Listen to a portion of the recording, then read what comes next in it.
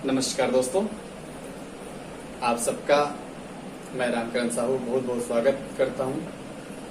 कल हम लोग पढ़ रहे थे भारत के पड़ोसी देश और हमारे भारत की जो तटीय राज्य कौन कौन से हैं और उनकी सीमा रेखा के बारे में हम लोगों ने पढ़ा था। आज की जो हमारी क्लास है, इस क्लास में हम आज आपको पढ़ाएंगे भारत के राज्य, केंद्र शासित प्रदेश और साथ साथ हम पढ़ाएंगे पूर्वोत्तर भारत के राज्य जिन्हें सेवन सिस्टर के नाम से जाना जाता है। और इसके अलावा आज मैं इतने मैथमेटिकल ढंग से आपको बताने के प्रयास करूंगा कि भारत में इस समय राज्यों की संख्या कितनी है, केंद्र शासित प्रदेशों की संख्या कितनी है। हम में से बहुत सारे लोग शायद कंफ्यूजन की स्थिति में होंगे कि केंद्र शासित प्रदेश 7 हैं या राज्य 29 हैं, क्या है स्थिति। तो ये सब जो गुत्थी है सुलझाने के लिए, समझने के लिए आप पूरा वीडियो लास्ट तक जरूर देखिएगा। चलिए शुरू करते हैं।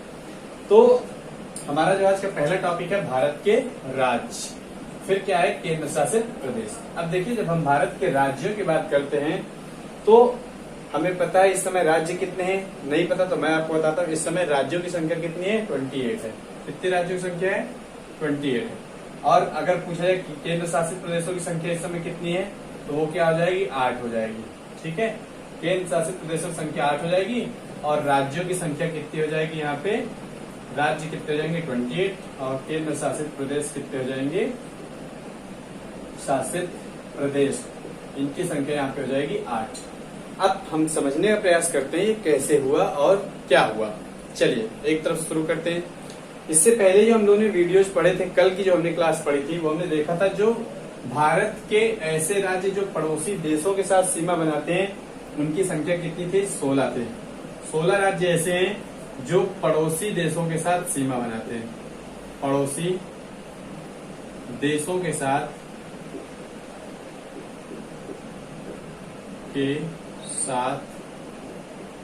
सीमा बनाते हैं। ऐसे राज्यों की संख्या कितनी हम लोगों ने देखी थी? 16 देखी थी। क्लियर है ना बात? बहुत अच्छे से। और भारत में तटीय राज्यों की संख्या हमने देखी थी, वो कितनी थी? तटीय राज्यों की संख्या हमने देखी थी, कितनी निकल गई थी? 9। तो भाई अगर हम ये 16 + 9 कर दें तो टोटल राज्य कितने हो जा रहे हैं? 25। क्लियर है ना?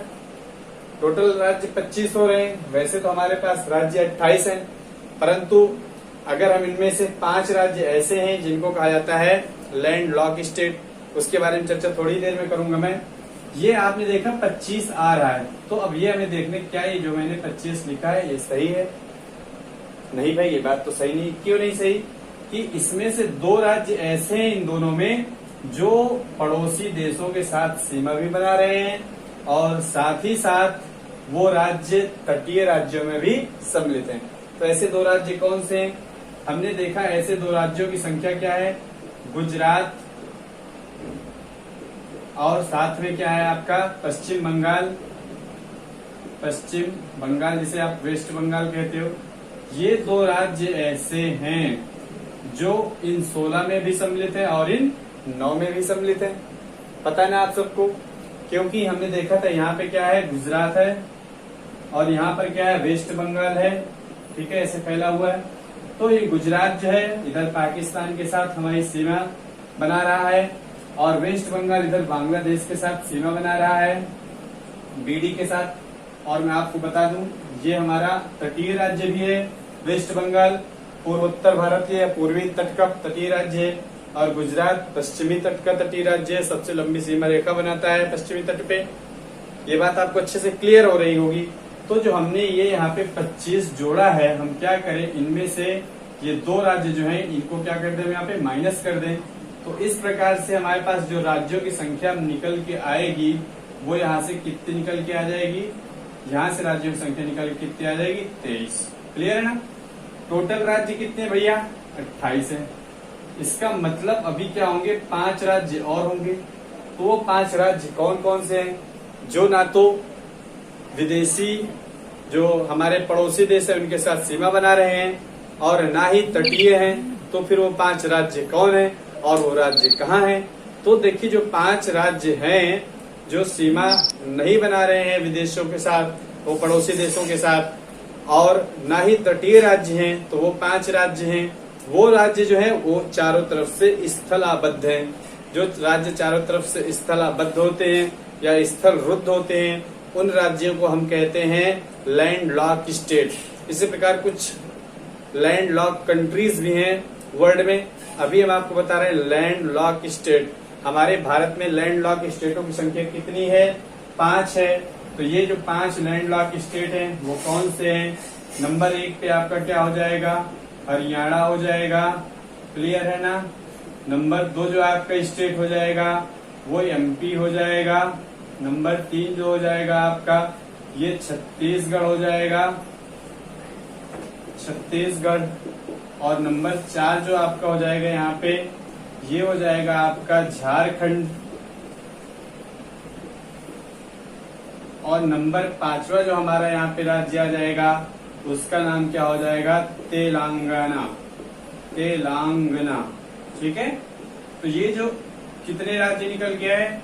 5 राज्य निकल गया है। ये 5 राज्य जो है इनको स्थल रुद्ध या स्थल आबद्ध या आप कह सकते हैं लैंड लॉक स्टेट के नाम से हम जानते हैं। तो इस प्रकार से ये जो 23 हमारे पास निकले थे, इसमें अगर 5 जोड़ दिया जाए तो टोटल राज्यों की संख्या कितनी हो जा रही है? 28। तो इस समय भारत में कुल राज्यों की संख्या कितनी हो रही है? 28। क्या ये मैथमेटिक ट्रिक आपको समझ में आया? अगर समझ में आया है तो आप जरूर बताइएगा। चलिए, ये तो हमने बात की राज्यों की, ठीक है। इसी प्रकार हम बात करेंगे केंद्र शासित प्रदेशों की। क्लियर है ना? उसमें भी बहुत बड़ी लोगों में कंफ्यूजन है कि केंद्र शासित प्रदेश टोटल कितने थे, पहले कितने थे और अब कितने हैं। चलिए एक एक हम लोग समझते हैं। इसको अगर आपको कॉपी करना है तो वीडियो को जूम करके आप आराम से कर सकते हैं। शुरू करते हैं, हम आगे बढ़ रहे हैं, ठीक है। इसको मैं साफ कर रहा हूं।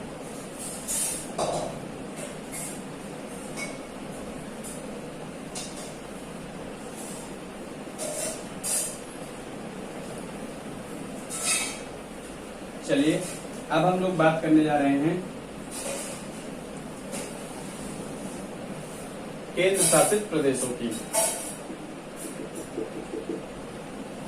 चलिए भाई, पहले इधर हम लिख ले रहे हैं एक तरफ राज्य और एक तरफ लिख दे रहे हैं केंद्र शासित प्रदेश।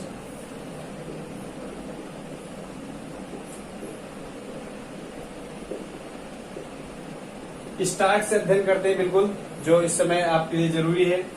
हमें पहले से पता था कि राज्य टोटल कितने थे? 28 थे और केंद्र शासित प्रदेश कितने थे? 7 थे, ठीक है ना। परंतु एक नया राज्य जुड़ा जिसका नाम क्या है? तेलंगाना। तेलंगाना, जो तेलंगाना जुड़ा, आपके लिए क्वेश्चन में दे रहा हूं कि तेलंगाना जो आंध्र प्रदेश से बटा वो किस सन में बटा, ठीक है। यहाँ पे इसका सन आपको बताना, मुझे कमेंट करके सब लोग बताइएगा वीडियो के नीचे। एक तेलंगाना जुड़ा तो राज्यों की संख्या कितनी हो गई? यहाँ पे 29 हो गई। परंतु जो केंद्र शासित प्रदेश है वो अभी भी क्या है? 7 है। क्लियर है ना बात? अब क्या हो रहा है कुछ समय पश्चात, बात यहाँ पे है 5 अगस्त 2019 की और बात है 6 अगस्त 2019 की।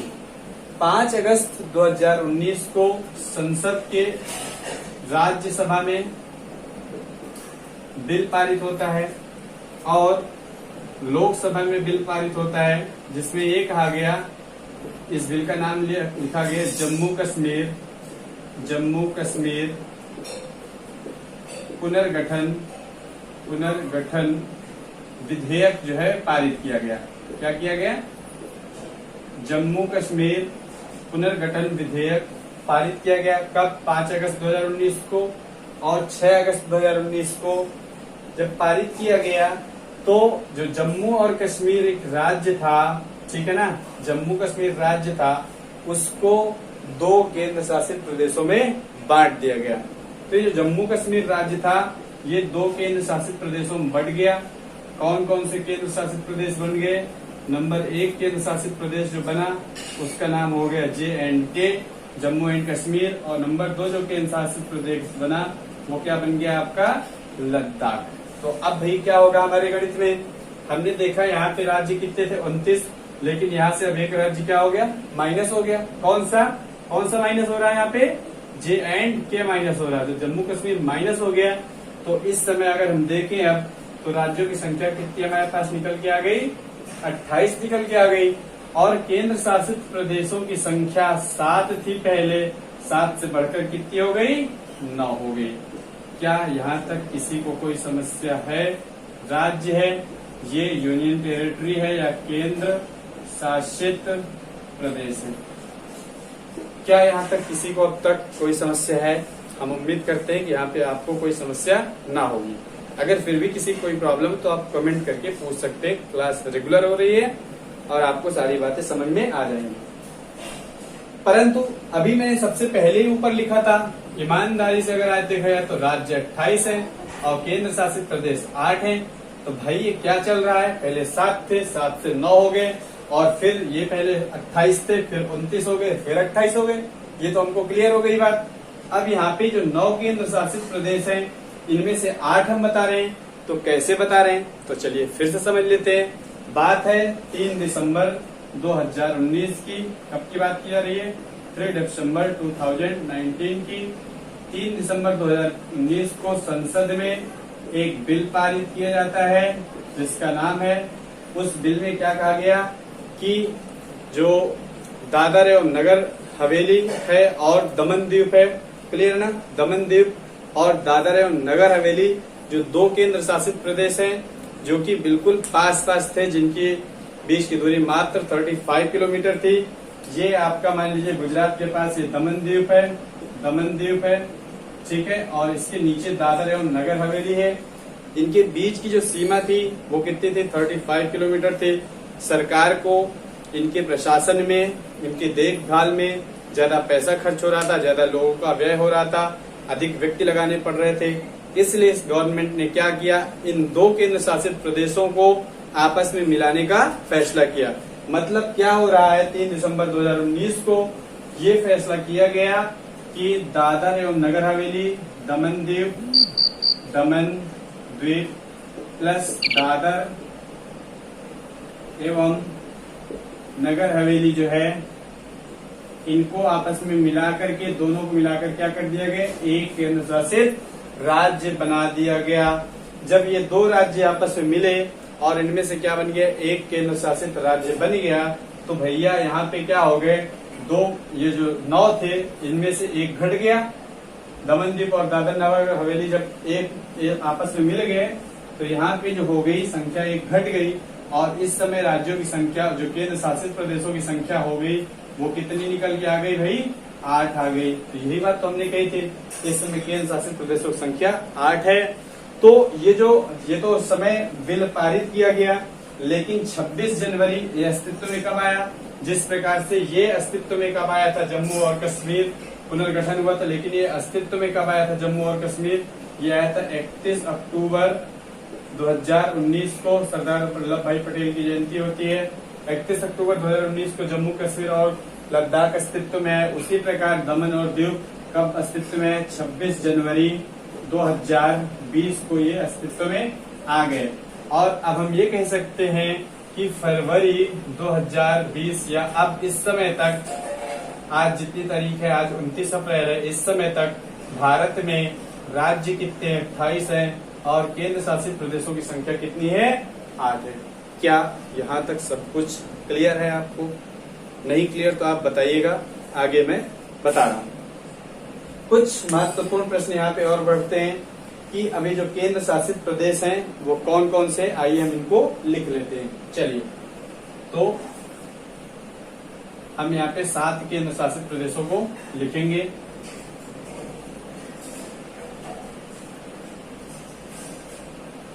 सबसे ऊपर से चालू करेंगे हम। मैप बहुत महत्वपूर्ण है आपके लिए, ठीक है ना, और मैप का आप बहुत अच्छे से अध्ययन करिए। मैप अपने यहाँ टांग लीजिए या उसको देखते रहा करिए, तो आपको बहुत अच्छे से पोजीशन इनकी पता चल जाएगी। सबसे ऊपर यहाँ पे इधर क्या है, जम्मू कश्मीर है, और ये यहाँ से पूरा पोर्शन किसका है, लद्दाख का है। ठीक है ना, ये वाला ऊपर वाला पोर्शन क्या है, लद्दाख का है।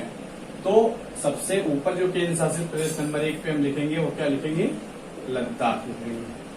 ठीक है ना, क्लियर है। दूसरे नंबर पे हम क्या लिखेंगे, J&K, जम्मू और कश्मीर लिख देंगे। तीसरे नंबर पे हम यहाँ पे चले आ रहे हैं, इससे नीचे थोड़ा सा बढ़ेंगे तो यहाँ चंडीगढ़ आ जाएगा, चंडीगढ़।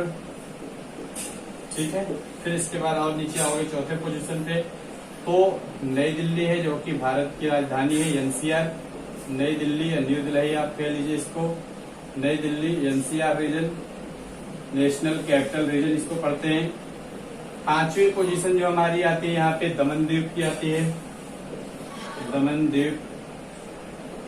और अब यहाँ पे चूंकि छठे पोजीशन पे क्या आ रहा था आपका, दमन द्वीप के साथ जो छठे पोजीशन पे आ रहा था दादर और नागर हवेली, तो इसको मिला दिया गया, एवं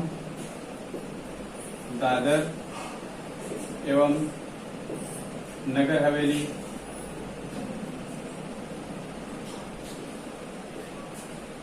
दमन द्वीप एवं दादर व नगर हवेली। ठीक है ना, संख्या कितनी हुई, 5। यहाँ जब नीचे थोड़ा सा बढ़ते हैं तो यहाँ पे आता है लक्षद्वीप, जो कि एक क्या है, मूंगा द्वीप है। कैसा है, मूंगा द्वीप। आपको मैं आगे जब द्वीप बताऊंगा तो वहां पे बताऊंगा मूंगा द्वीप क्या होते हैं। 7वीं जो हमारी पोजीशन यहाँ पे आती है, यहाँ पे पड़ता है पुदुचेरी। ठीक है, क्योंकि पुदुचेरी क्या है इसको समझ लीजिए पहले, यहाँ पे पुदुचेरी या पांडुचेरी। ठीक है, ये पांडुचेरी इसे कहते हैं। पुदुचेरी एक ऐसा केंद्र शासित प्रदेश है जिसमें मात्र 4 जिले हैं। कितने जिले हैं भैया, 4 जिले हैं, और ये 4 जिलों 3 प्रदेशों में फैले हुए हैं। पहला जो यहाँ पे प्रदेश है इसका नाम क्या है, केरल है। केरल में पांडुचेरी का जो जिला है इसका नाम है क्या, माहे। कौन जिला है, माहे है। क्लियर हो रही है आपको बात। मैं और इसको नीचे लिख देता हूँ, ये क्या हो जाएगा, माहे, जो कि क्षेत्रफल की दृष्टि से भारत का सबसे छोटा जिला है। क्षेत्रफल की दृष्टि से भारत का सबसे छोटा जिला। सबसे बड़ा जिला क्या है, गुजरात का कच्छ है। क्षेत्रफल की दृष्टि से सबसे छोटा जिला है। इसके जो दूसरा जिला है वो कहां पर पड़ता है, आंध्र प्रदेश में पड़ता है। आंध्र प्रदेश में, जो आंध्र प्रदेश में पड़ता है इसका नाम क्या है, यनम है। क्या है, यनम, याद रखिएगा, इसका नाम क्या है, यनम है। और इसके बाद एक जो तीसरा स्टेट आता है, उस तीसरे स्टेट का यहाँ पे नाम हो जाएगा तमिलनाडु। तमिलनाडु में इसके 2 जिले हैं। ठीक है, 4 जिले मैंने टोटल बताए, 4 जिले। तो एक तो स्वयं यहाँ पे क्या है, इसमें पुदुचेरी है, और दूसरा यहाँ पे क्या हो जाएगा, वो हो जाएगा कराईकल। कराईकल। तो उम्मीद कर रहा हूँ ये बात आपको सबको अच्छे से समझ में आ रही होगी। ठीक है ना, तो ये हो गए 4 जिले। अच्छा, इसके बाद हमने लक्षद्वीप बता दिया। ये यहाँ पे क्या है, लक्षद्वीप है आपका, ये जो ऐसे बना हुआ है। और यहाँ पे आ जाइए आप, बंगाल की खाड़ी में जो पड़ता है इसका नाम है अंडमान निकोबार। तो ये 7 हो गया। और 8वां जो हमारा होगा केंद्र शासित प्रदेश, वो जो होगा क्या होगा, अंडमान निकोबार। ठीक है, अंडमान निकोबार। तो टोटल केंद्र शासित प्रदेशों की संख्या हमने कितनी देख ली, 8 देख ली। जो सबसे उत्तरी जिला भारत का है, उत्तरी केंद्र शासित प्रदेश, ये क्या है, सबसे उत्तरी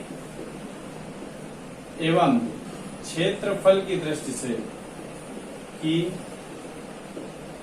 से सबसे बड़ा केंद्र शासित प्रदेश भी है, क्या आपका, लद्दाख है।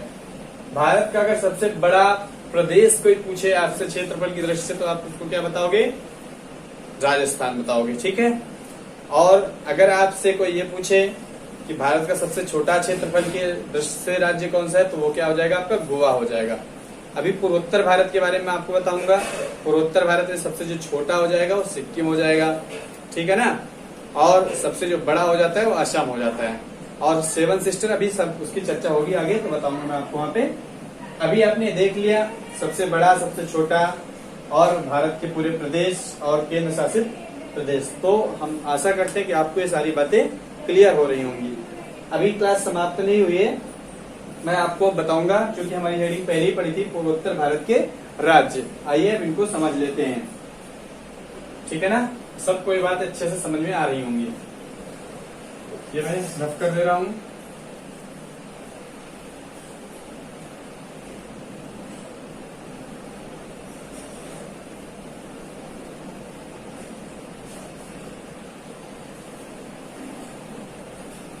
बहुत अच्छे से आसानी से ज्योग्राफी आपको समझ में आएगी, और मैं ये विश्वास दिलाता हूँ आपको पूरी ज्योग्राफी रेगुलर क्लास होगी। और अंतिम समय तक जो आपकी लेखपाल की वैकेंसी आ रही है या फिर बहुत सारी परीक्षाएं हैं जिसमें ज्योग्राफी बहुत पूछी जाती है, आपको पूरी तरह से मैं क्लियर करवा दूंगा, ठीक है। चलिए आगे चर्चा करते हैं यहाँ पे सेवन सिस्टर्स की पूर्वोत्तर, या फिर हम बात करें यहाँ पे पूर्वोत्तर भारत के राज्य या उत्तर पूर्वी राज्य जो है भारत के। तो इसमें हम क्या कर लेते हैं, सबसे पहले नंबरिंग अगर कर लें तो यहाँ पे हम नंबर 1 क्या कर लेते हैं, सिक्किम कर लेते हैं। नंबर 2 मेघालय, नंबर 3 ये क्या है, असम है।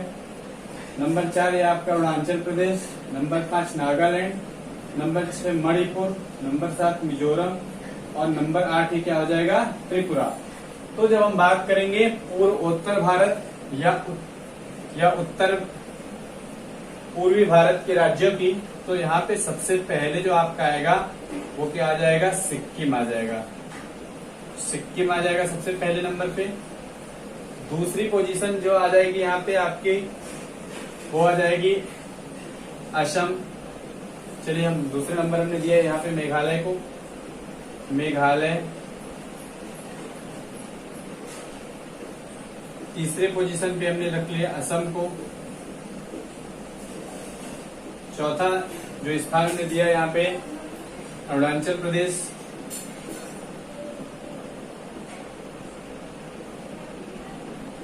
जो कि हमारे भारत का सबसे पूर्वी प्रदेश है।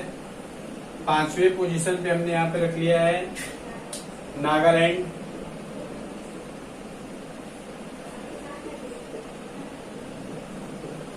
छठवीं पोजीशन पे हमारा है मणिपुर।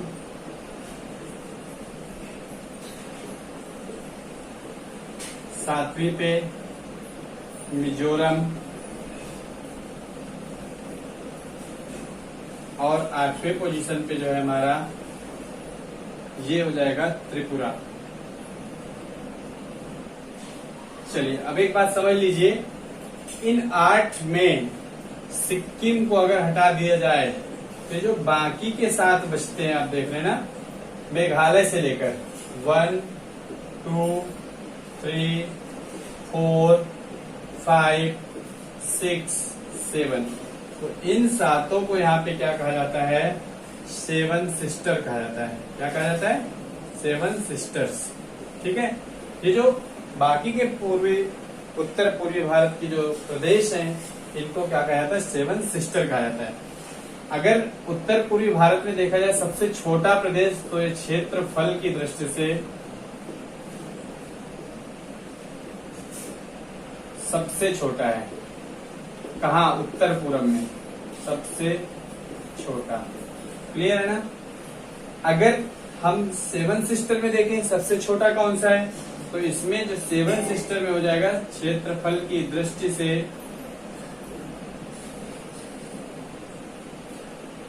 सबसे छोटा। क्षेत्रफल की दृष्टि से यहाँ पे सबसे छोटा क्या हो जाएगा, त्रिपुरा हो जाएगा। सेवन सिस्टर में बात कर रहे हैं हम। और सेवन सिस्टर में सबसे बड़े की अगर बात की जाए, ठीक है ना, तो यहाँ पे सेवन सिस्टर में जो सबसे बड़ा हो जाएगा वो आपका क्या हो जाएगा, असम। सबसे बड़ा किस आधार पे, क्षेत्रफल की दृष्टि से सबसे बड़ा यहाँ पे क्या हो जाएगा, असम हो जाएगा। क्लियर है ना?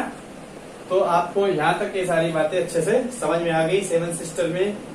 और मैंने बता दिया क्षेत्रफल की दृष्टि से सबसे बड़ा, सबसे छोटा, और वैसे राज्यों में सबसे बड़ा बता दिया, सबसे छोटा बता दिया, और ये मैंने पूरा बता दिया सेवन सिस्टर क्या होता है। पूर्वोत्तर भारत के जो राज्य हैं उनको मैंने बता दिया। अब आपको एक महत्वपूर्ण प्रश्न ये जो जानना जरूरी है कि हमें अगर ज्योग्राफी पढ़नी है तो हमें सारे जो स्टेट हैं, भारत का मैप है, आंख बंद करके हमारे दिमाग में होना चाहिए। क्लियर है? तभी आप कर पाओगे। अगर जनरली हम यहाँ पे सारे राज्यों पे रखने की कोशिश करें तो सबसे पहले ऊपर लद्दाख हो जाएगा, फिर यहाँ J&K हो जाएगा आपका, फिर इधर आपका क्या हो जाएगा, हिमाचल प्रदेश हो जाएगा, यहाँ पे उत्तराखंड हो जाएगा, यहाँ पे आपका हरियाणा, और यहाँ पे ये चंडीगढ़, ठीक है, हरियाणा, और इसके बाद यहाँ पे आपका आ जाएगा राजस्थान, और यहाँ पे पंजाब, और यहाँ पे आपका NCR आ जाएगा, NCR रीजन, और इसके बाद UP आ जाएगा, फिर बिहार आ जाएगा, बिहार लिख दे रहा हूँ यहाँ पे, इधर वेस्ट बंगाल आ गया आपका, फिर यहाँ पे MP आ जाएगा यहाँ पे, फिर इधर CH छत्तीसगढ़ आ जाएगा, झारखंड आ जाएगा, उड़ीसा आ जाएगा, तेलंगाना आ जाएगा यहाँ पे TG, और यहाँ पे आपका देखेंगे तो आंध्र प्रदेश आ जाएगा AP, और फिर आप नीचे बढ़ते चले जाइए, यहाँ पे गुजरात के बाद यहाँ पे महाराष्ट्र आ जाएगा, फिर गोवा आ जाएगा, फिर कर्नाटका आ जाएगा, फिर इसके बाद आपका केरला आ जाएगा, ठीक है, कर्नाटक केरला आ जाएगा, फिर इसके बाद यहाँ पे आप जब और नीचे बढ़ोगे इधर ऐसे केरला, और यहाँ पे आपका क्या है तमिलनाडु आ जाएगा। तो इस प्रकार से हमारे पूरे प्रदेश जो है हमें उनके बारे में जानकारी यहाँ से मिल जाती है। और केंद्र शासित प्रदेशों की यहाँ पे आपका जो है इधर आपका जो एक पड़ता है केंद्र शासित प्रदेश, इसका नाम क्या हो जाता है, लक्षद्वीप हो जाता है, और ये आपको यहाँ पे क्या हो जाता है, अंडमान निकोबार हो जाता है, और यहाँ पे आपको क्या हो जाएगा, इधर दादर नगर हवेली, ये दमन द्वीप, और ये दादर नगर हवेली हो जाएगा। इस प्रकार से आज की क्लास में हमने देखा भारत के राज्य, केंद्र शासित प्रदेश, और उत्तर पूर्वी भारत के राज्य, और सेवन सिस्टर्स के बारे में हमने देखा। ये बात यहाँ पे इम्पोर्टेंट है कि जो सिक्किम है वो सेवन सिस्टर में सम्मिलित नहीं है। तो आज के लिए इतना ही। आप सबका बहुत बहुत धन्यवाद। आपका दिन शुभ हो, आपकी रात्रि शुभ हो। थैंक यू, नमस्ते।